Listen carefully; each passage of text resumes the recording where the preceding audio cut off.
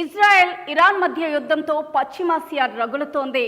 అగ్రరాజ్యం అమెరికా నేరుగా రణరంగంలోకి దిగనుందనే వార్తలు ఉద్రిక్తతలను మరింత పెంచేలా కనిపిస్తున్నాయి.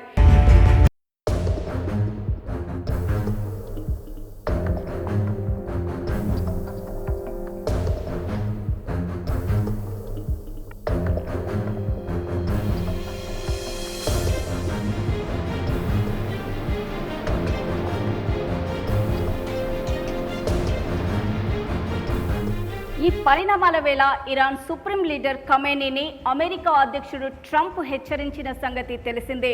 దీనికి బదులుగా ఖమేనీ చేసిన పోస్టు ప్రస్తుతం చర్చనీయాంశంగా మారింది. యుద్ధం మొదలైంది అంటూ అందులో ఖమేనీ రాశారు.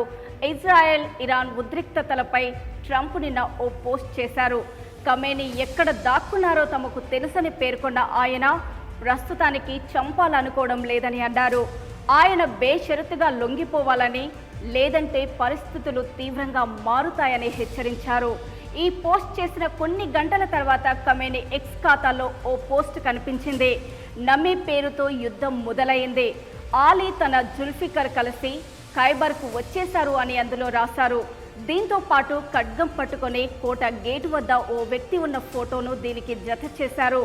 కోటపై నిప్పుల వర్షం కురుస్తున్నట్లుగా ఆ చిత్రంలో ఉంది. ఈ పోస్ట్ చూస్తుంటే యుద్ధం మరింత తీవ్రమయ్యే పరిస్థితులు కనిపిస్తున్నాయి. ఇజ్రాయెల్ గూఢచారి సంస్థ మోసాద్ కార్యాలయం సైతం అగ్నికి ఆహుతైంది.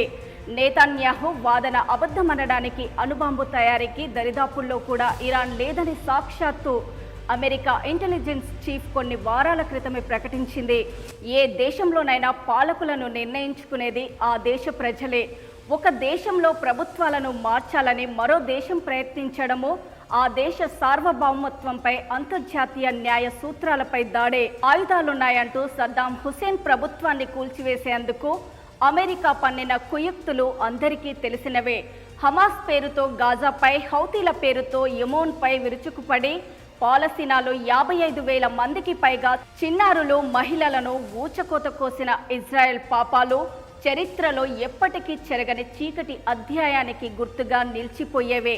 చమురుపై ఆధిపత్యం కోసం, పశ్చిమాసియాపై పట్టు కోసం ఇజ్రాయెల్ నరం భేదాన్ని ప్రోత్సహిస్తున్న అమెరికాతో పాటు పశ్చిమ దేశాల పాపం కూడా చిరకాలం నిలిచిపోయేదే. గతంలో ఇరాన్తో ఒబామా కుదుర్చుకున్న ఒప్పందాన్ని ఏకపక్షంగా రద్దు చేసి సమస్యలకు కారణమయ్యింది. యుద్ధాల నుంచి ప్రపంచాన్ని విముక్తి చేస్తానంటూ బీరాలు పలికింది ట్రంపే. ఇజ్రాయెల్కు వత్తాసు పలుకుతూ ఇరాన్కు హెచ్చరికలు జారీ చేస్తుండడంపై సగటు అమెరికన్లతో పాటు స్వపక్షంలోనూ తీవ్ర వ్యతిరేకత వ్యక్తమవుతోంది. అమెరికాతో అణుచర్చలు సాగుతున్న సమయంలో 2 రోజుల్లో 6వ దఫా కీలక చర్చలతో సమస్యకు పరిష్కారమవుతుందని ఆశిస్తున్న వేళ ఇజ్రాయెల్ చేపట్టిన దాడులు ప్రపంచ శాంతికి భంగకరంగా మారాయి. ఈ పరిణామాలతో పెట్రోల్ ధరలు 40% పెరగవచ్చని అంచనా.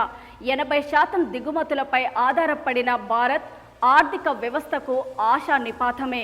ప్రపంచ శాంతికి పెనుముప్పుగా మారిన ఇజ్రాయెల్ వైఖరిని అన్ని అంతర్జాతీయ వేదికలపై ఎండగట్టి సంబంధాలను తెగదెంపులు చేసుకోవడంతో పాటు ప్రపంచ దేశాలతో కలిసి ఒత్తిడి చేయడం ద్వారా టెహ్రాన్, టెల్ అవీవ్ల మధ్య మంటలను ఆర్పి శాంతియుత పరిష్కారం కనుగొనడంలో భాగస్వామిగా మారడం భారత్ ప్రయోజనాలకు తక్షణ అవసరం. G7 సదస్సు నుంచి హుటాహుటిన వాషింగ్టన్కి ట్రంప్ వెళ్లిపోవడము, టెహ్రాన్ను ఖాళీ చేయాలంటూ ట్రంప్ ఇజ్రాయెల్ హెచ్చరించడము ఏ పరిణామాలకు దారితీస్తుందో చూడాలి.